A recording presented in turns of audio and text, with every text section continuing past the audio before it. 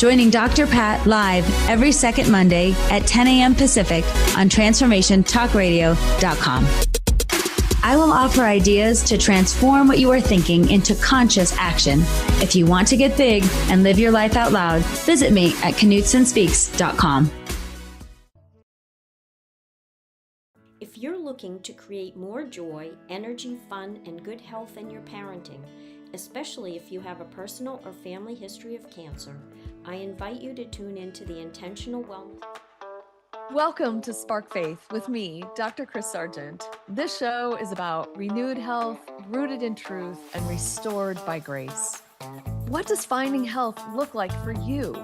Do you have a vision for your future self and a way to get there? I'm Dr. Chris, and after 33 years in functional medicine and a lifelong journey through brain health, weight loss, hormones, mindset, and faith, I know that real transformation doesn't come from willpower or white-knuckling your way to wellness. It comes from gratitude, honoring your body as the temple that God created. This show is about body stewardship, not shame. It's about rewiring your mindset, your metabolism, and your spirit to find lasting health without the grind. I'll help you cut through the noise, see opportunities instead of obstacles, and finally live the healthy, purposeful life you were created for. Let's spark faith and transformation together. Spark Faith starts now. Well, hello, everyone. How are you today? My name is Dr. Chris Sargent, and I want to welcome you back to the Spark Faith Show. I'm back live. I think the last two episodes, or maybe three, two episodes we were recorded ahead of time because I got married. So anyway, I'm back, and it's really good to be live again. Have to tell you, it's been a little bit of a crazy morning already, and So anyway, today we are going to talk about the things that nobody told you about aging. And I'm really passionate about this, so I'm just going to warn you ahead of time. I can get really cranked up over this because I feel like so many of y'all just buy into this. Well, I'm getting older, blah, blah, blah. Well, now I'm 35 or I'm 45 or whatever age you throw out there. And you just resign yourself to that kind of feeling, whatever that feeling might be. And I am here to tell you that at 62, I really don't feel much different than I did when I was 40 and some days 20, So, and not that I have an unrealistic expectation of what I can do, because there are definitely days that I'm like, oh, there it is. Yep. Shouldn't have done so much. But at the same time, it's super important to understand that aging is not what we hear on social media. It's definitely not what we hear on the news. It's not what our doctors tell us, and our traditional doctors anyway. It is really just, aging is just not this process of decline. It doesn't have to be, right? And I think that little saying, it doesn't have to be, is what I hang on to a lot. My mom hung on to it. She was 94, almost 94 when she passed. And my dad is 94 now. And, he still walks a mile every day. He's got some mental things happening, and he's 94, and it just started a few years ago. So he's lived a super long, healthy life. And I think, it just doesn't have to look like this decline that starts when you're 35 or 40 or whatever age, you have in your head. Because really this aging thing is just an ongoing process of adaptation. And I really think that a lot of women expect less from themselves every decade. However, your body can remain incredibly adaptable regardless of your age. And here's the thing, right? Our goal is not to become 25 again. I mean, some of y'all may think that, and I'm just not one of those people that thinks that that's important. I want to be the best that I can at the age that I am. And I also want to plan for being able to get on the floor with my grandkids when I'm 80, right? I want to be able to get on the floor with my great grandkids maybe when I'm 85 or 90.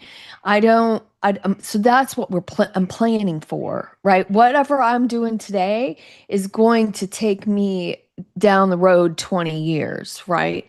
And we know that out of health anyway, right? Like type 2 diabetes doesn't start when you're 45 and get diagnosed. That started 20 years prior. That started when you got out of college and got a job where you were sitting and didn't go to the gym as much, maybe didn't eat as well because you couldn't afford it or whatever. But that's when those things start. They start 20 years ago, and we're just where you're at in your health is probably whatever happened over the last 20-ish years or so. It could be something remarkable that happened. You know, you may have had an accident, you may have had a late pregnancy, you may have had a pregnancy that just like took you off sideways. However, the goal again is not to become 25 again. The goal is to continue building at 45 so that 55 looks like 45 and that 65 looks like 45 or thereabouts, right? And that 85 can look like 65. That's the forward thinking of what I want to talk about today. So what if one of the most damaging things about aging isn't necessarily aging itself? What if it's the story, right? This is what we've been talking about already. What if it's the story that we've been told about aging? All right, think about that again. What if aging in itself isn't the problem? What if it's the story that you've been told about aging or that we've been told about aging and the story that you're telling yourself because of whatever your parents told you about themselves aging? Like, can you see where there are some generational tendencies where, oh, well, my mom did this, so I'm going to be that way? And where do we need to break up some of those generational tendencies, right? So the story kind of goes like this, right? Everything slows down, everything declines, everything gets decrepit, right? You start like stiffness, all the things. You're gonna be in pain, right? It's inevitable. Um, I'm gonna be weaker. It's inevitable. Fatigue. Well, of course I'm tired. I'm old. And so while there are certain changes that do occur with age, and I don't want to dismiss that completely, that's just not the whole story, right? Because what if it's deficiencies over time that's created the fatigue or a lack of resources like we've talked about on some of my other episodes? What if it's that instead of aging, right? It's creating the symptoms of aging. However, what if you started recovering and putting yourself into nervous system recovery, into gastrointestinal recovery, mental health recovery? Like, what if we put ourselves into recovery mode?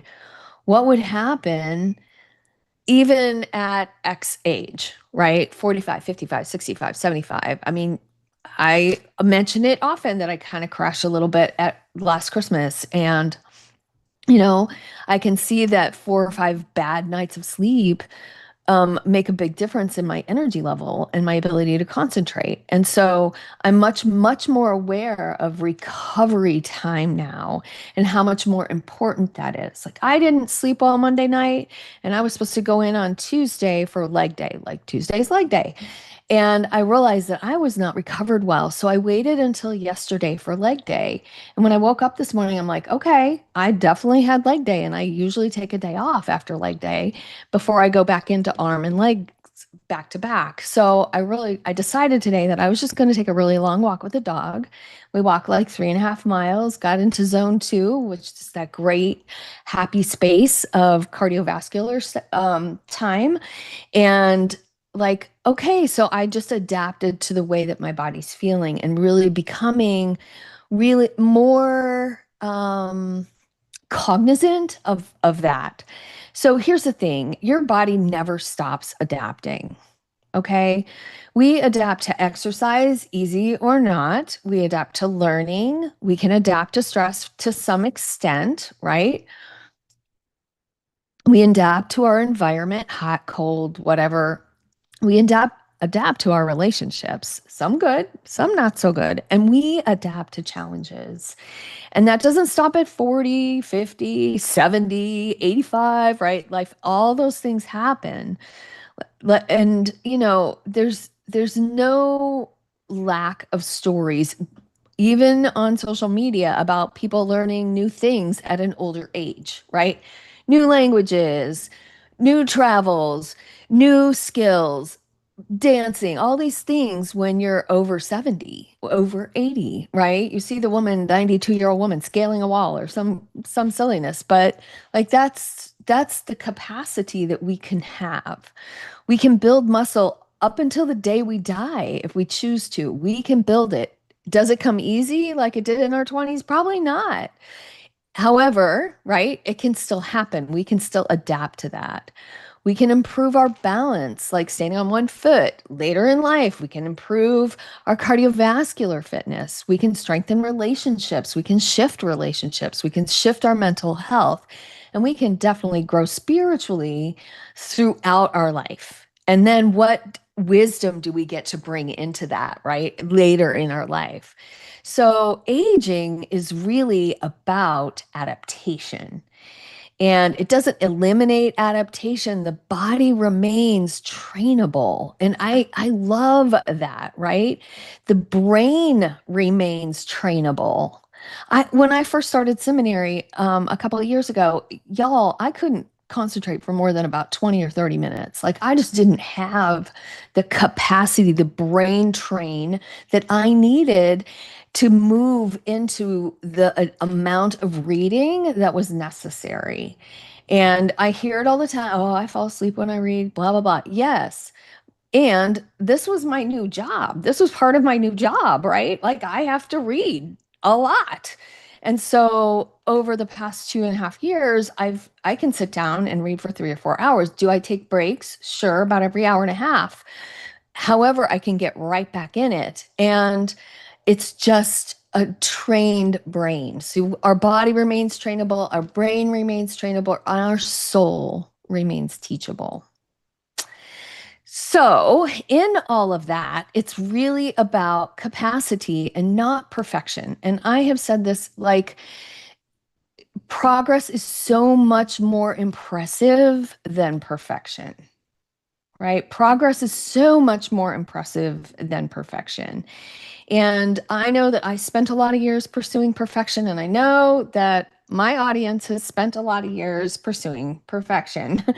Because like attracts like, right? The perfect diet, the perfect workout, the perfect fat reducing thing, the perfect routine, the perfect body, whatever. But life really doesn't reward perfection.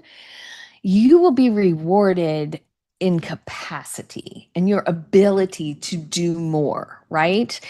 Your ability to recover better, your ability to adapt and respond as opposed to react, right?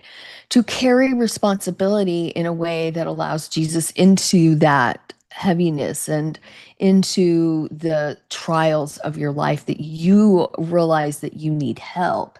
And it's not weakness to ask for that help. We navigate difficulties so much better without falling apart. So think about two women facing the same challenge, right? One is completely overwhelmed and the other one handles it well. Most of the time, the difference isn't about intelligence at all, right? It isn't motivation. The overwhelmed woman wants to be able to handle it. It's really about capacity and her ability to step back and say, okay, what's important here? What needs to come first? And sometimes when we are in overwhelm, it's really hard to see that. And we haven't trained ourselves to slow down in those moments of overwhelm, so that like overwhelm to me just feels like this giant tsunami. But if we just stand still, the wave will pass, right? And we can take a deep breath. And as the tide recedes, we can go, okay, there's the tsunami. Now I can look at it and figure out a better way to handle it. So I think that there's a reality in midlife that we are managing so many things, careers and marriages and aging parents, adult children, finances, sometimes some health concerns. So the goal isn't perfection. The goal is becoming strong enough mentally, emotionally, spiritually, physically to carry what life requires, right? Y'all know I took care of my mom for 5 years, and there was a place in there that I had to figure out how to take care of myself so that I could take care of her in a healthier way, right? So that's where the goal is becoming strong enough. And it's not about carrying things perfectly, it's about becoming strong enough to carry things better, right? Not some kind of perfection that you see on Instagram in those moments. And y'all, you know that strength is not necessarily bigger muscles, right? And you know that we all think like, okay, some squats, some dumbbells, some gym. I hate the gym, blah, blah. I don't. I love the gym, but that's because I put my AirPods in and just do my thing. I don't pay attention to anybody else. Anyway, but yes, physical strength does matter, but it can also show up not just in that physical strength, right? The ability to move through life and pop up and down stairs or whatever, but it also shows up in emotional strength. And I was thinking about this morning, like our mental and emotional ability to accept whatever things are happening at the current moment, like not let it go, right? We do have to let go, but in that process, we have to open our hand and look at what is happening here. And it doesn't just like, okay, let it go. No, it's looking at it and then saying, wow, okay, I see this thing and I have to accept that this is where I'm at. Right? It's really about the ability to accept. And the quicker that we can accept what's happening, the quicker we can move into how to solve it. So, aging is about being able to move quicker into solutions and not hanging on to things from the past. Um, what about relational strength, your ability to communicate and forgive and stay connected and stay engaged in all of that? And spiritual strength, like our trust in God when circumstances are so challenging that we don't see a way through, but He already sees our way through. So the strongest women I know really are not necessarily the women who lift the most weight, right? They're the women who have really developed this capacity in every area of their life and are working on capacity in an area that they know that it's not perfect and it's never going to be perfect.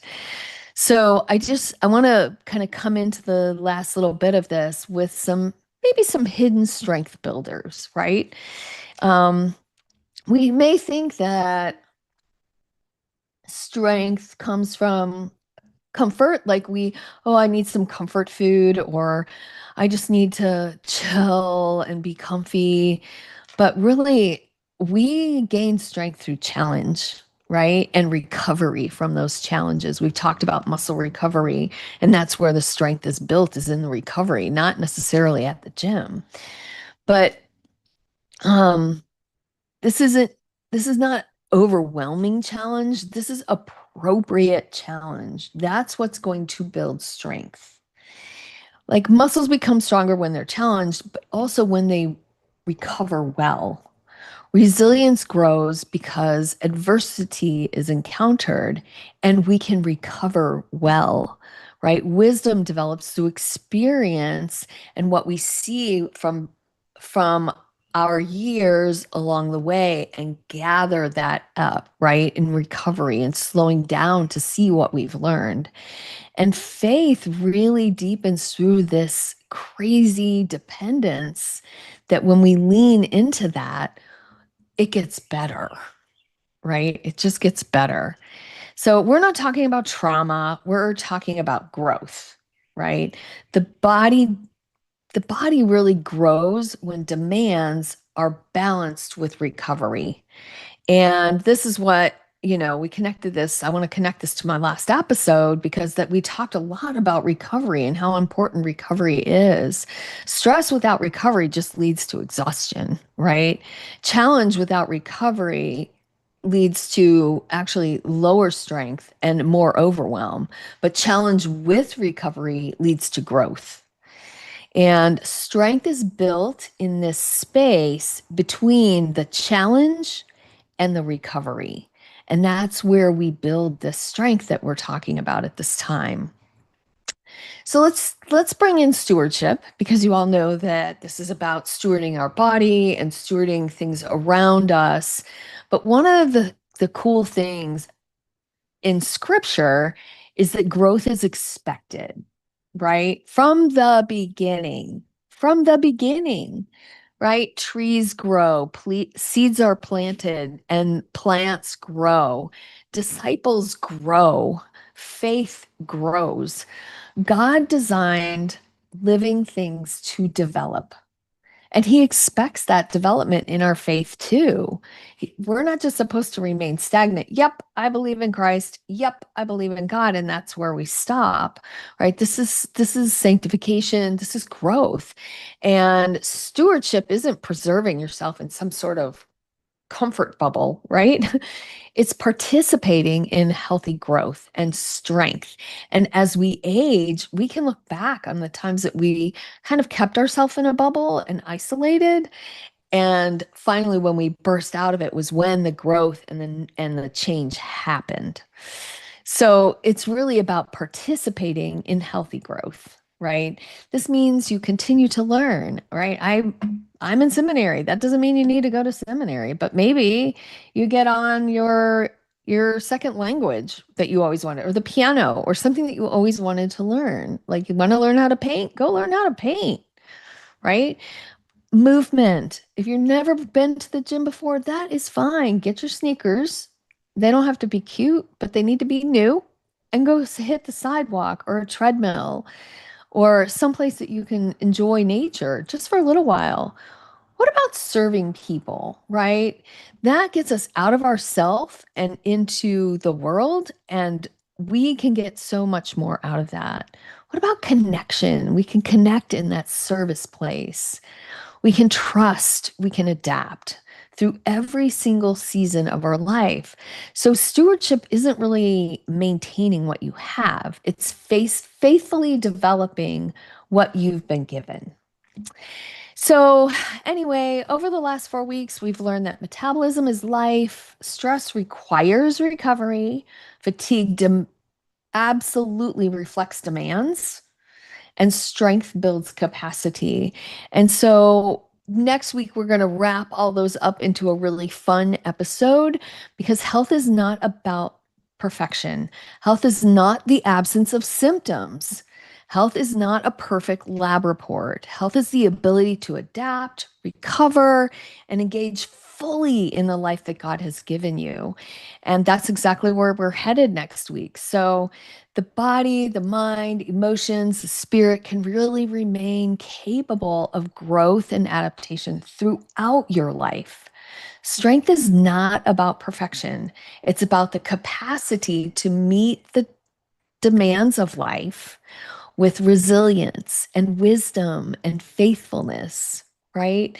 So I want to leave you with that today. And just remember that we are here to renew health, rooted in truth and restored by grace. And I love you guys. Hit subscribe, hit like, find me on social, and, follow me. Why not?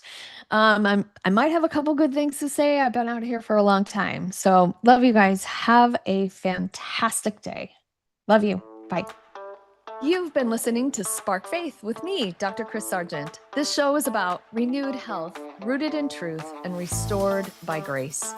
Tune in every Thursday morning at 9:30 a.m. Pacific on the Transformation Talk Radio for more simple, faith-fueled steps to live the vision God placed in your heart. Are you ready to take the next step? schedule a discovery call or connect with me at drkrissargent.com. That's DRKRIS Sargent.com. While you're there, download my free ebook, Endless Energy, the 6 non-negotiable keys to endless energy, and sign up for an upcoming masterclass. Don't forget to subscribe, like, share the show, and I'd love to connect with you on social media at Dr. Kriss Sargent. Let's keep sparking faith and transformation together. Can't wait to see y'all next time.